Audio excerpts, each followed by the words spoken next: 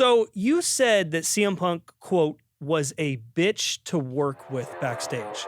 Is those feelings still there? Would you like to retract that statement whatsoever? I have good friends on the roster that still say he's a bitch to work with. Oh. This is TMZ's Inside the Ring.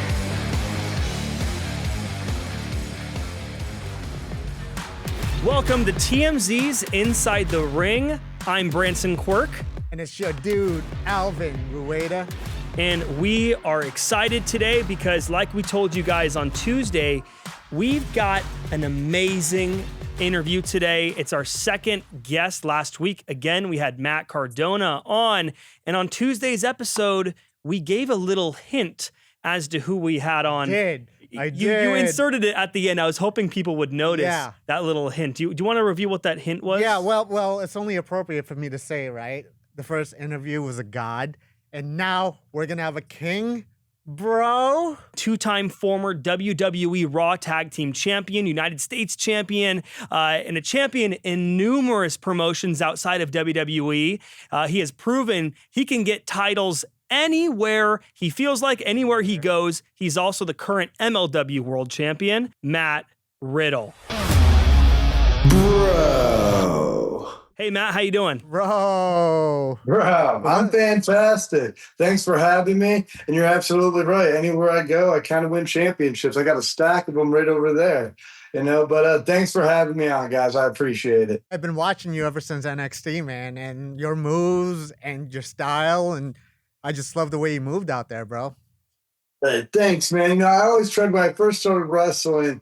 I started doing all the pro wrestling moves, and I realized everybody's way better at that than I am. So I would just fight people in a wrestling ring, and I was much better at fighting. And then more and more crossover. I picked up some stuff, used more things, and ended up with the move set and skill set that I have today. So that's incredible. Hell yeah. It's incredible. Yeah, dude, you've come so freaking far. I have to ask, where are you right now? You're in Florida? I am in Florida at the moment. I am traveling quite a bit these days, even though I'm not in WWE anymore. I'm still probably just as busy, if not busier, especially with the international travel and just traveling state to state. Before, we used to do like regions. Now I might wrestle in California, then New York, then Florida, then Ireland. And basically any given weekend, I could be in multiple countries and multiple states. So, but it's good. Living that freelance life. Would you say that the WWE schedule, comparing it to the current schedule, which one is more difficult? Well, I think there's differences in the sense of my schedule now. If I don't want to do something, I don't do it, So when you're with WWE, you don't have that luxury. They might ask you to do something, but them asking is more like you're going to say yes. And even if you do say no, they'll figure out a way to make you say yes, in their respectable way. Or respectful, whatever, Right. But yeah, exactly. working for them is more so you don't have a choice. If they want you or they need you, you will be there, and that's it. Well, my schedule now is people call me, I say yes or no, I agree to it, yes or no, and if I do, I'll show up. If I don't, I don't. And luckily, it's a nice thing to have in my life now because for so long fighting in the UFC and wrestling with WWE, I never really had any control over my schedule, which is basically I don't have any control over my life. Wherever they tell me to go, I go, right. And I just do the best I can. But now it feels good to have a little bit more control. But the WWE schedule's taxing for what I said, and then the indie schedule's taxing because depending on the weekend, I could be in 4 different regions of the country or world. A lot of jet lag. Wow, how far in advance are you booked right now? Probably November, December. I usually try to get bookings about 3 or 4 months in advance. But then again, it happens all the time. People will book me and I won't hear from them for a couple weeks or a month. And then I'll hit them up about 2 or 3 weeks before the show. And they're like, oh, I didn't tell you, we canceled or this or that. So I try to stay on top of things, and I try to go with sure deals, sure things, And, of course, with the WWE, everything's a for sure thing. With the indies, it's hit or miss. Things can change, and you just got to be on the ball. Well, Everybody knows this. You are the current MLW champion. You've been holding that since January, correct? That is correct. Okay. I've been wanting that MLW Heavyweight Championship even before my run with WWE. And when I got released, I saw an opportunity, and I get along very well with MLW and their management, Court Bauer and others. And we made it happen. But what people don't realize, I got released, then wrestled for MLW for a year before I got the championship. So I definitely put my time in before and after the E, and I'm not letting go. I got this championship. I wanted this championship. I should have beat Swerve for it back in the day when I wrestled him in the finals of a tournament. But now I'm the champion, and nobody's taking it from me. You're gonna have to make it pretty real for me to get this title off me. I would like to take it from you, Matt. Yeah, good luck. Oh, would you? I don't have his back for that one, bro. I'm in the TMZ office. I'm protected by our security, so I've seen what happens with security guards in wrestling. I don't think they're gonna protect you. Yeah, we're way better at beating up security guards than we are other people. Yeah, I don't think you should tell them about security guards. Now that you're in the independent scene, it's a little different than WWE when it comes to feuding with people, right? Your rivalries and storylines. How do you, instead of like the episodic rivalry that you have, how do you promote your rivalries and your matchups this time around? it's because it's a lot different between the two. Yeah. Like WWE, it's every week, but now it's up to you guys and up to the companies to promote these rivalries as much as possible, right? Yes, and I think the big thing with this is with WWE, you play a character. It's the same character. It doesn't matter who I'm wrestling, if I'm in the same feud.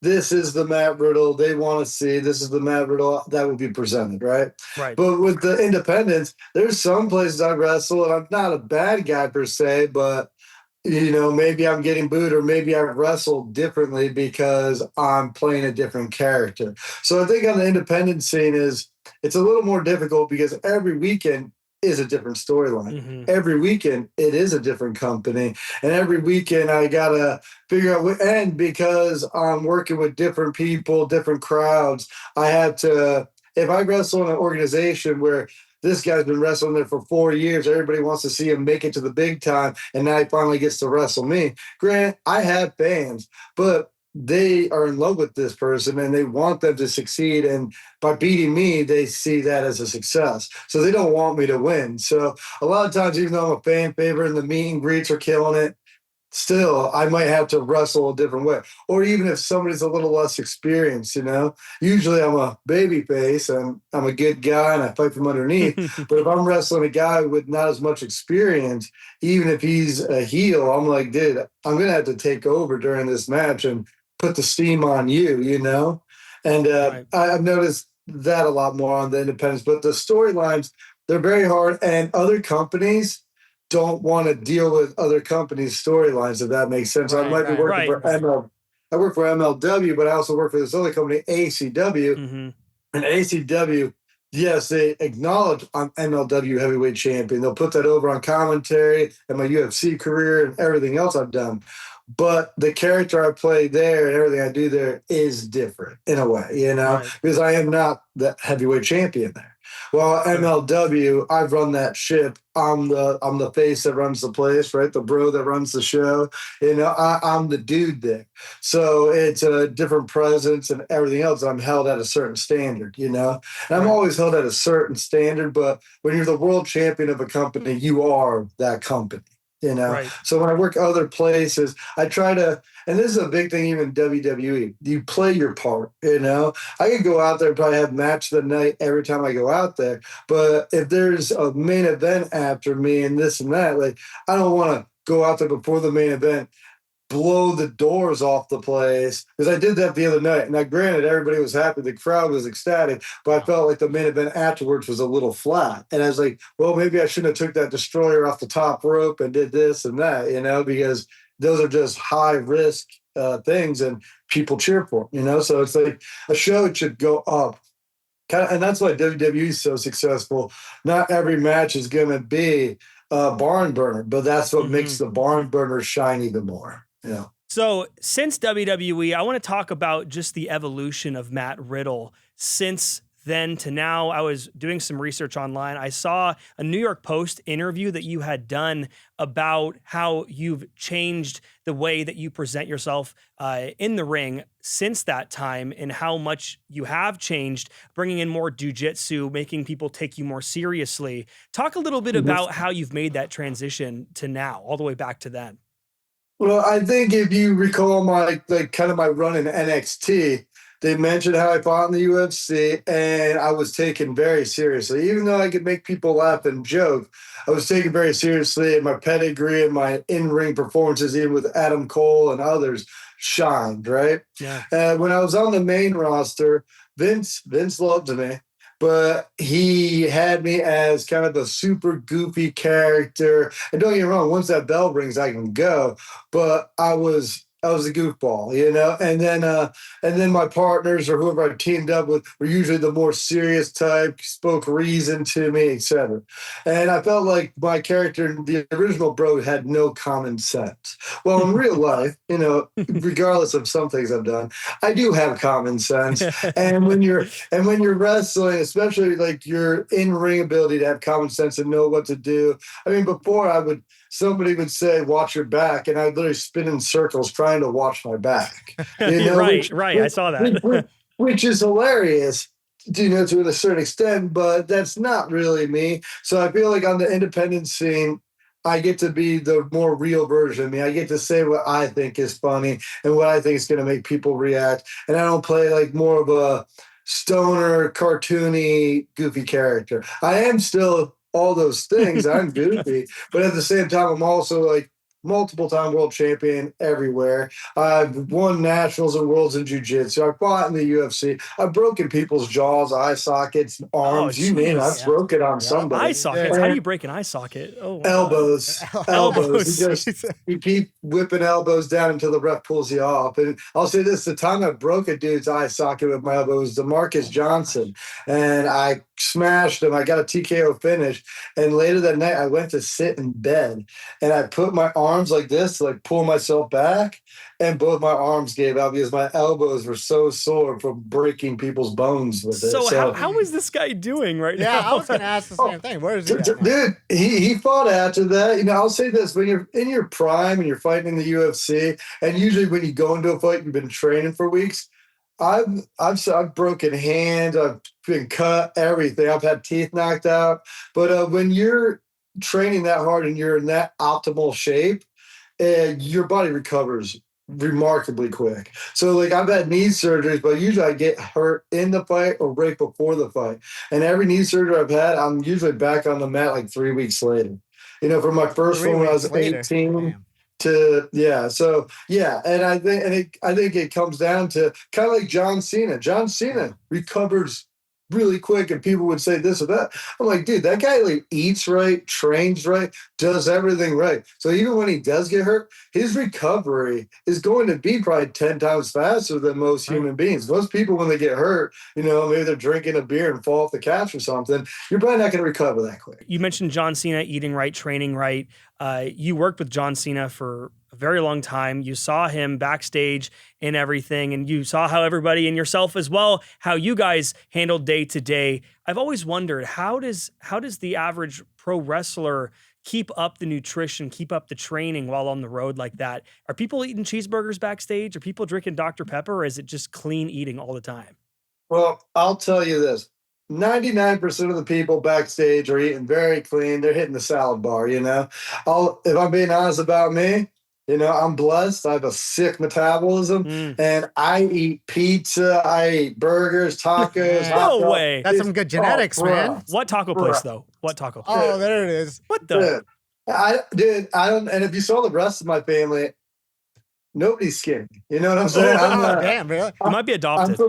I'm from Pennsylvania, where cheesesteaks and pizza and chicken wings reign supreme. I love it. I went back there the other day, and I was like, man, I kind of want to move back just for the pizza, cheesesteaks, and wings. Like, this is great.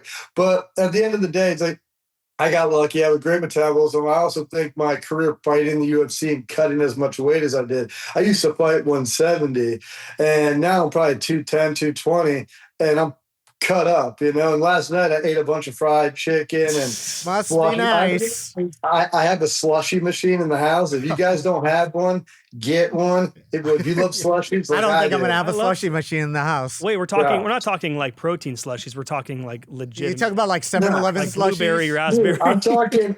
I pour my favorite sodas, juices, Gatorades, whatever in this thing, and in about 15, 20 minutes, they are slush. How old are you? How old am I? Yeah. I'm 39, dude. I'm 39 years Dang, young. metabolism is that good. I'm Yeah, 26. when you're and I used training to like be- that. I used to be a stick growing up.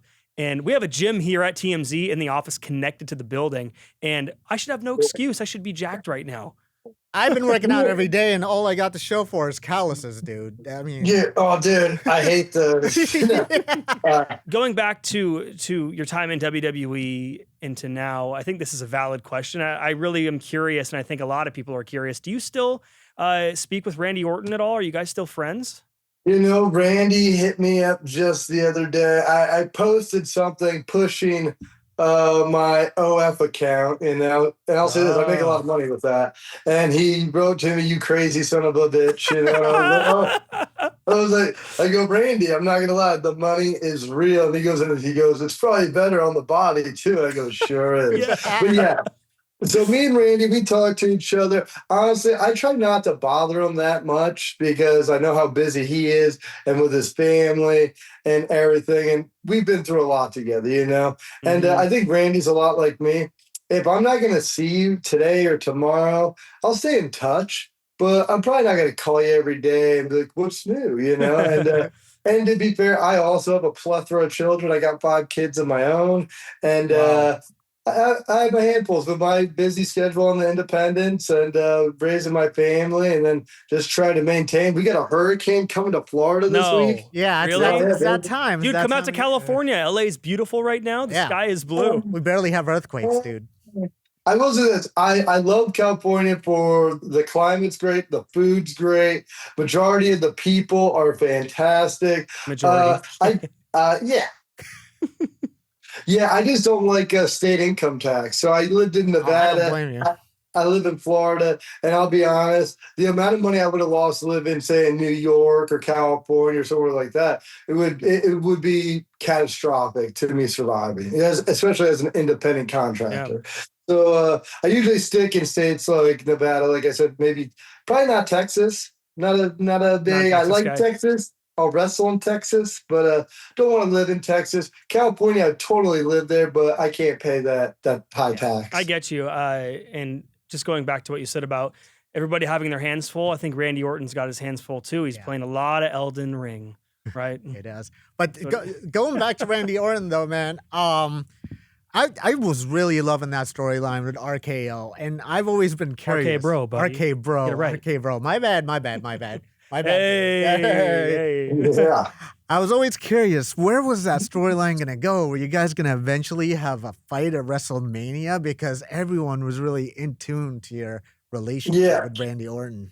I'll say this. Me and Randy are tight. You know, I'll say this. Before I actually wrestled Randy, he was not a fan of me, you know? And then once we got in the ring and worked together, he came right to the back and told everybody, I want to work with this kid as much as possible. He's amazing in the ring. And this is also when he was dealing with the amount of pain he was dealing with his back. So I felt like that really opened his eyes up to me. And then the more we hung out, the more we talked, the more you got a feel for me. We really, I wouldn't say we kind of fell for each other. Like, I was always a huge Randy Orton fan. I don't think he was a huge fan of me, but then he's a huge fan of legitimacy. He's a fan that I can actually fight and defend myself. And I think he's also a fan that I don't have an ego, and I knew my place on the team, and my place was to get us to this point, make sure Randy to get to that point, and do the best and tell the best stories possible. And honestly, I'd make sure, usually before Randy would even get to work, I'd have the match called, and he would get there, and he'd be like, what are we doing? And I'd tell him, and I'd go, if there's anything you want to change, and then we'd go over it. If there's anything you wanted to change, he would. But we had a really good working relationship in that sense. And the story, eventually, originally they wanted Randy to turn on me. And I go, I go, well, typical. That's what Randy does. That's what Randy do. Right. But at the end of the day, I was like, guys, like I'm new to the scene still for WWE, especially compared to Randy. And if he turns on me, they're not going to cheer for me. They're going to boo me and cheer for the legend that is Randy Orton. I mean, the guy, the Viper, the Apex Predator. I get the Legend Killer. I can keep going. The guy's got 100 names. I got one. So I was like, so if anything, I would like to turn on Randy. And Randy agreed. The office agreed. Now, granted, Randy got hurt and ended up leaving, and then I had my feud with Roman, he had my feud with Seth Rollins, etc. But I think the plan was originally him turn on me, but then when I explained what I thought would happen, they all agreed, and then they were probably going to have me turn on Randy, turn heel, and I was very much so looking forward to that, not just because of the matches, but being able to dive into a different version of my character. Because even now, I would love to be a heel at times, or I even have a character called the Rude Dude. That's my dude character, which is not as nice as the King of Bros. Yeah. But nobody wants the Rude Dude. Every promoter, everybody's like, hey, we want the bro. And they go, do you have a scooter? And I'm like, no, I'm not flying with a scooter, but I'll be the bro for you. So you're trying to find that balance. That's kind of goes back to my question about people taking you more seriously now in the indies and just what you're doing, and the fact that you have to find that balance between trying to move yourself forward, trying to move yourself out of those situations you find yourself in.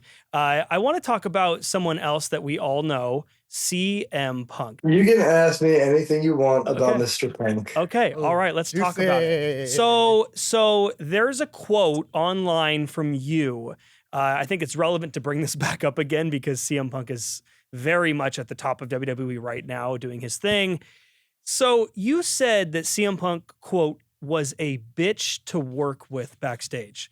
How do you feel about that? Those feelings still there? Or would you like to retract that statement whatsoever? I have good friends on the roster that still say he's a bitch to work with. Oh, if he didn't generate the amount of money and attention that he does, he wouldn't be there. And kudos to him. Kudos to him. The guy packs an arena. He sells tickets. He sells merchandise. And when you're looking at WWE, especially with TKO, I don't think they care about anything else. They go, what do you want to get paid? You bring on this much value. Okay, good. Right. And right now, hats off to him. He's killing it. He's wrestling. He's staying active. He's staying busy. And his fans seem to love it. So I have no ill will towards the man. I just don't think he's, good at fighting. I think his better days of wrestling are way behind him. And that's not a knock. I'll tell you this. I'm not getting that much better or faster or stronger. And I can tell you he's definitely not either, especially with all the botches, and the thing is, I've noticed this, even with Bill Goldberg and certain people I rubbed the wrong way. Even Roman Reigns at one point I rubbed the wrong way. They get really angry when you spit facts. So if I say you're hard to work with and you can't fight, CM Punk gets really mad, right? If I say Goldberg, you're a terrible wrestler and you injured people, he gets mad. Roman, they asked me to talk crap about Roman, and I told everybody, hey, he might beat me in the ring, but if we were in a cage or in the street, I'd beat the hell out of him. And he knows that, and I know that, and everybody else knows that. And Roman got upset about that. But from what I've noticed, and it's crazy because we're in this world of sports entertainment, but a lot of people get really angry and really uncomfortable with the truth, and especially fans as well. So I was actually going to ask you about Bill Goldberg. There's clips going around social media right now, and you interacting with Bill. And you guys had this really condescending tone against each other. Did something ever come about to that? Like, whatever happened backstage, did you actually have that talk? Well, we have one talk that's filmed, right? And now we talked again, and that was also filmed, but that was never brought to the forefront. And I can tell you what happened in that conversation. He came up to me again. He said he found me very disrespectful and rude, and I don't understand the business. And I go, I see your point, but I go, I go, I just don't think you're that great of a pro wrestler. And he goes, oh, well, my bank account's huge and this and that. And I go, Bill, your bank account, and I mean this, will probably always be bigger than mine. Right. But at the end of the day, nobody is going to go back to watch that Bill Goldberg 30-minute classic match with fall season and everything else. His best match was probably with DDP. Shout out to DDP. Self high five. That was a good match, But man. and it was a great match. But let's be real. Other than a couple spears and a jackhammer, that's about it. And I go, there's no disrespect. I go, your bank account will always be bigger than mine. And honestly, you've been in movies, you've done everything. You are an icon in professional wrestling. I can't replace that. Your in-ring ability. I would never want you to run or teach a school because you really don't understand. And you were pushed so far to the forefront, you don't get it. You know, you really don't, because you never had to grind, you never had to work. Even when I was in the UFC, after I got fired, I went to a wrestling school. I went to the Monster Factory, started from square one, and worked my way to the Indies to WWE. He did. And there's something, now granted, it doesn't make me better or smarter or anything, but when it comes to in-ring technician, being a person that knows what they're doing, and being able to work safe and keep it real and snug, I'm at the top of the list. And I think anybody that knows professional wrestling would agree with that. Well, Bill Goldberg, on the other hand, not so much. He's a liability. He is dangerous. And unfortunately, even when he put Gunther, he kind of craps on people after the fact, you know? And I find that, you know, and I feel like the thing that's common between the three guys I mentioned is their ego. They don't want anybody, even if it's just for a storyline. I remember even being in storylines with Seth. I told Seth, hey, you can say this about me, say this about my kids, you can say this about my wife leaving me. I said he could. I was like, you know why? Because people are going to relate. They're going to be like, holy crap. Do you know what he told me I could say? Nothing. Really? Wow. Other people, dude, because he don't want to said look about bad. Becky Lynch, that's about it. He didn't want me to say anything about Becky. Wow. Really? He gave you, he let you say nothing. I wasn't allowed to say anything about Becky until after he dropped that huge bomb about my wife leaving me and taking the kids and etc. And then probably like a month, and then a month later, he's like, "Yeah, you can say like Becky's the one that wears like the pants in the house." Or Dude, like, that's so unfair. No, after that happened, it was everything was off. Well, you know what's unfair? Give credit where credit's due. You know, I had to live through that shitstorm, and then I gave it to you as ammunition. You know, at least the least he could do is say something like, "Hey, kudos to Matt Riddle for leaving it all out there and being vulnerable, so we could have one of the best storylines of that year." So that was improvised, huh? That little. No, I told him he could say it. I didn't know exactly the details of what he's going to say, but I was like, I literally go, well, why don't you say, I'm a loser. That's why your wife left you and took your kids. And that right there, I felt, and then he kind of added his flavor onto it. Sure. But that's basically what he said. And the thing is, I still get asked and talked to about that promo till this day because I knew the effect it would. Kids have had parents get divorced and they had to go one side, or even the adults that are going through, etc. I knew it would connect with millions upon millions of people around the world because it was real and it hit home. Is it true that you were supposed to win this rumor that you were supposed to win the Royal Rumble 2022? You know, people are going to hate, but it was pitched. It was pitched. I've talked to multiple producers about it, etc. And it was pitched because they wanted, this was still when they were trying to break me and Randy up. So the idea was I win the Rumble, but then I get a title shot, but then Randy's mad that I got the title shot. And I'm kind of abandoning our team of RK Bro to fulfill my dream of becoming world champion. You know, and that was pitched, you know, and that was the thing. But they went a different route. I believe Brock won, you know. Yeah. And I'll be honest, Brock, I remember being in that locker room because there was a bunch of people, Shane McMahon, a bunch of people were there. We had different ideas and plans. And he came in and was like, I just did business for Bobby Lashley. You guys are all going to do business for me. Oh, my gosh. Yeah. So unfair. And then Shane McMahon mentioned and asked if he could pick him up for a spot, and Brock just looked at him like, no. And we were all like, what are you thinking, dude? Like, I could actually pick Brock up, but I'm not going to because you can pick Brock up? Brock, I can pick anybody up, bro. I deadlift German suplex Keith Lee. He's like 350, bro. I might not look it, but I pound for pound, crazy strong. I can't pick up my girlfriend and she's 100 pounds. That's hot. Yeah, it's a problem. Dang. Dang, you talked about Roman Reigns before, and Yeah. now you've been wrestling quite a bit in the independent circuit. And recently, in a Fightful interview, Zilla Fatu was talking about how you were the hardest hitting person he ever competed with. But still to this day, you can't get away from the bloodline, and you're still wrestling the bloodline. What's up with that?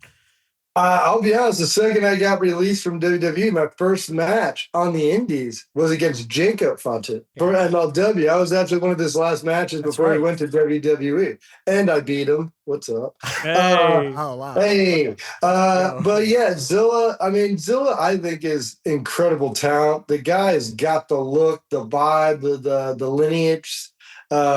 It's just a matter of time before they make the right decision and bring him on board, you know. But right now, Zilla's killing it all over the Indies. He's booked everywhere. And dude, I've wrestled him. He's not small. He's a big boy. So he would fit on the WWE roster extremely well. You know, it's kind of weird how they have been doing things in WWE because they kind of avoided him and hired guys like Jeff Cobb, who I love Jeff Cobb, and kind of put him in the bloodline. And I'm like, you guys are sitting on gold, right? Like literal gold. I totally agree with Zilla. you. And I don't know. Time will tell. But Zilla, you know, I'll say this. I only hit people as hard as they hit me. So Zilla, he hits pretty hard. Started it, huh? Yeah, well, I might have started it. Because, you know, I was excited. You know, I got to wrestle him. That was at House of Glory in Chicago. And Chicago is a great wrestling town, regardless of CM Punk. No, Hey, right. But it's a great wrestling town. I like to go hard, and that's the thing with me. If you watch, I wrestled twice this weekend in Florida, and if you saw what I did in these matches, you'd be like, this guy hasn't slowed down. If anything, he's picked up his pace. And it's true because I don't want to go somewhere and dial it in. And trust me, I've run into a lot of my former coworkers that are on the indies, and they just, hey, let's keep it easy, kid, you know? And I'm like, nah, like I'm not here to take it easy. If I wanted to take it easy, I'd go do a meet and greet or something. I'd rather, when I wrestle, I want to go hard. When I wrestle, I want people to be like, dude, I want to see him wrestle again, because that's how I got to where I am, and that's how I'm going to get to where I want to go. And that brings me to my next question. I was going to ask you, what is the dream match for Matt Riddle next? Who's your next dream competitor? What's next for you, Matt? Oh, well, what's next? I'll be honest, I'm wrestling quite a bit, but I've been talking to BKFC about fighting, and I've been talking to the Real American Wrestling, you know, that Hogan and Bischoff were representing. Honestly, I think this year, 2025 to 2026, you might see me set back into a ring cage and probably start shooting on people again. Wow. You know, it's just I love wrestling, but I mean, I got fired 2 years ago, and I don't think they're coming back around. I'm making crazy money on the indies. I make great money on my OF. It's insane. And I'm just like, I mean, I'm not just going to sit here and wait all day, you know? Sure. So I think for me, and I think a big thing, especially with wrestling and anything, especially in today's day and time, it's about buzz. And it's really hard to get buzz, and it's really hard to maintain buzz. But I think if I start fighting again and I'm competing in shoot level competitions and I'm also wrestling full time, I think that combination, that trifecta, will help things, you know. But I think my goal is just to be happy.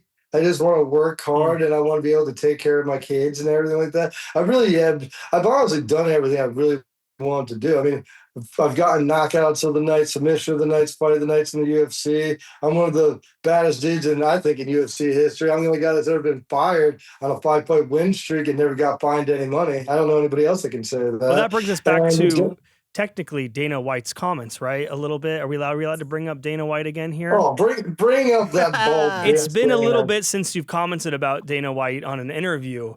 You the last thing I saw was you called him a bald little bitch. I just did again. Yeah. I didn't want to go there, but all right. I'm just quoting. Man, the thing is, I have no animosity towards anybody, regardless of what they say about me or if they put me down or whatever. If anything, my girlfriend hates it. She's like, you should get angry. And I'm like, what's that going to do, really? Right. But with Dana, I really don't know where the hate comes from. I really don't. maybe a dude that looked like me took his girlfriend back in the day. I have no idea. Because dude, he's got guys beating their wives, getting DUIs, Yeah. failing, Right. doing a lot of things. And hey, I'm not going to knock anybody. I make mistakes too. But at the end of the day, I was like crucified, put on blast on Fox and fired. And I'm just like, all I did, I had a medical marijuana license and I smoke weed. Like, I mean, I don't know why I deserve to be thrown through the It's mud. probably but because you have hair, Matt. It's Yeah, I because you think have a it's the nice hair head of thing. hair. and I just play with. I can dye it, do whatever. But I actually, after I got released, Looks good, man. Looks good. Thank you. I went to the MMA awards and I was presenting an award for best referee of the year. Herb Dean, congrats, you won that. But Dana was there, and I was gonna say like, "Hi, what's up?"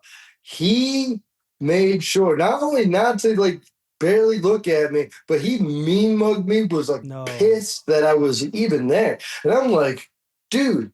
You fired me. I had to sell my house and restart in a new journey of professional wrestling. I didn't mess your life up. You messed my life up. And granted, I'll take responsibility. I mess my life up Wow. all the time. Right. But at the end of the day, it's like I don't get the hatred. And I also don't get me wrong with WWE. I don't think I was on good terms with a lot of people, but I really don't think the merger of TKO and the UFC helped that relationship No, I I whatsoever. didn't see that going. Yeah. No. So do you think we'll ever see you back there?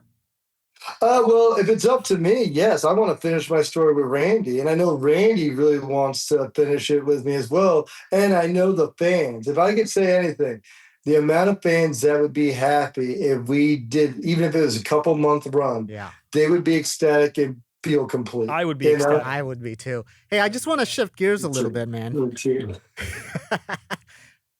I just want to shift gears a little bit. Mhm. I know you went to Hulk Hogan's funeral. I did. I didn't even know you had like a relationship with him in some kind of capacity. What was your relationship like with him? Well, funny story. My relationship with Hogan was very brief. I'll say this: guys from his era, same thing with Ric Flair. They really respect a man like myself because I fought in the UFC. I was a state national champion. I mean, I beat John Jones wrestling.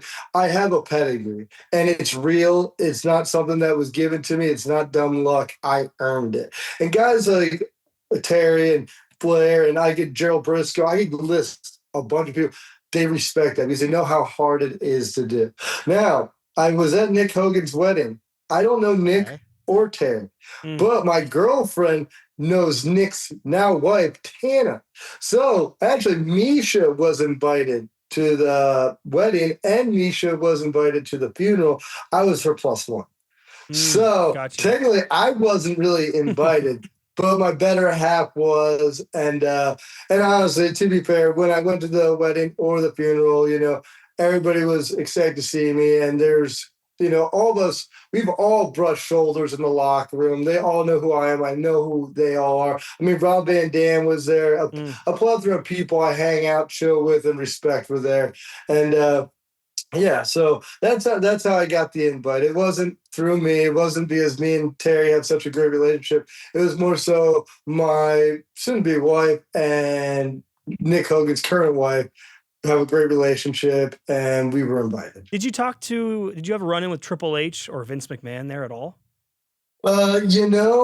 Vince stayed off to the side. I felt like it'd be really unprofessional to go out of my way to do that. If we naturally crossed paths, we did. I didn't get to talk to Paul. I didn't get to talk to Triple H. I didn't get to talk to Vince either. I did see Shane McMahon, and first thing he said to me, and he said it sarcastically, was, "Hey, nice hair." And then I'll be honest, I sometimes, especially now, I don't work anywhere really. I work for myself. He said that to me, and I told him to go F himself, and then walked away. No way. So, and to be fair, he was being sarcastic about my hair. I was being sarcastic when I told him to go F off. Right.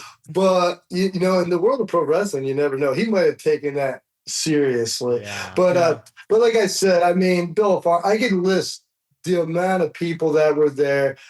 Love them all. We were all there. We all said it. We were so happy to all see each other being under the same roof, but it was really unfortunate due to the circumstances, you know. So, well, Matt, we are so happy to have you here. Real quick, what's coming up for you in the next few weeks? We know you have a match with GCW, Matt Cardona and Nick Nemeth, right? Do you have it's a fatal four-way coming up? That's ACW. That's ACW. Richard Holiday, Nick Nemeth, Matt Cardona, and the King of Bros, or the Rude Dude, depending on who you book, will be enacted in a fatal four-way for the ACW World Championship.